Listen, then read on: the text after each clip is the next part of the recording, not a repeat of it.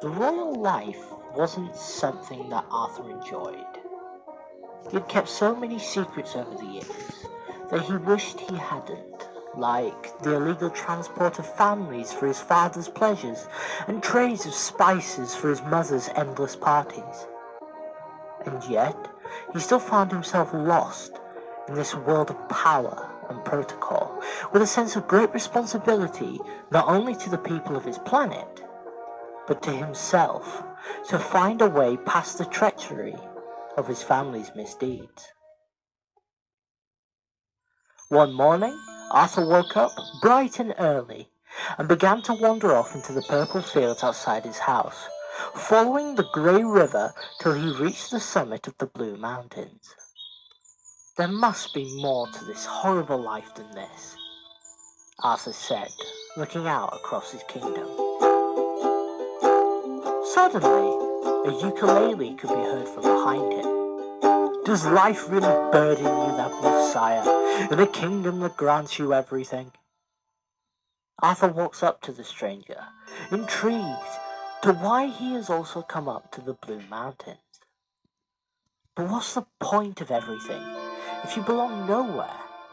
This kingdom is worthless. It doesn't matter how many riches it may have or how much comfort it provides. It's always the same, Arthur said with a stubborn tone, marching away from the stranger and looking over the palace, when suddenly a storm of meteors came crashing down from the sky in a shower of flames.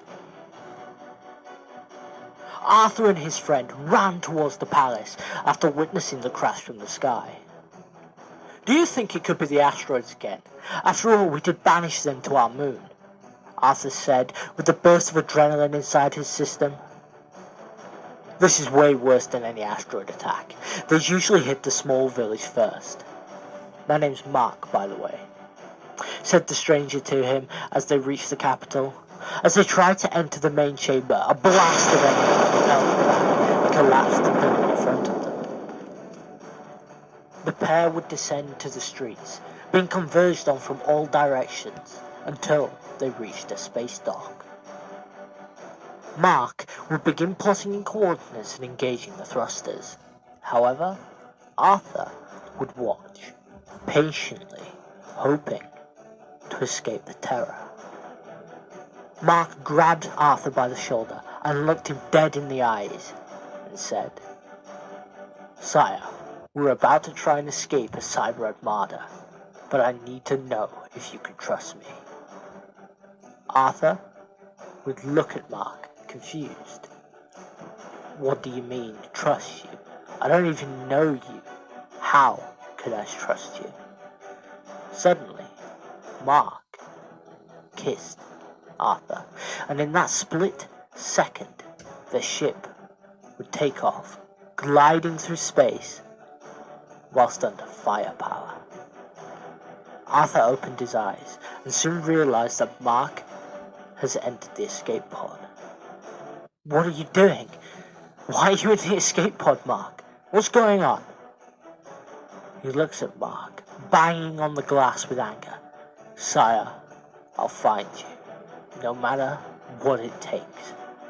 But the Cybermen won't stop firing at this craft, unless they have something else to concentrate on. I'm gonna jettison this pod to aid your escape. Arthur would watch as the pod detaches from his craft and begin to drift further into space. Whilst drifting for days on end, Arthur would eventually fall asleep. Awaking to the sound of waves, he'd climb out of the ship to a sandy beach, slowly tumbling, barely able to stand. And as he looks up into the beaming sun, a figure appears. Who are you? Arthur calls out, barely able to speak with his throat drying up in its atmosphere. The mysterious stranger looks down at him and says, I'm your new mistress, and we have some work to do, my unhelpful friend."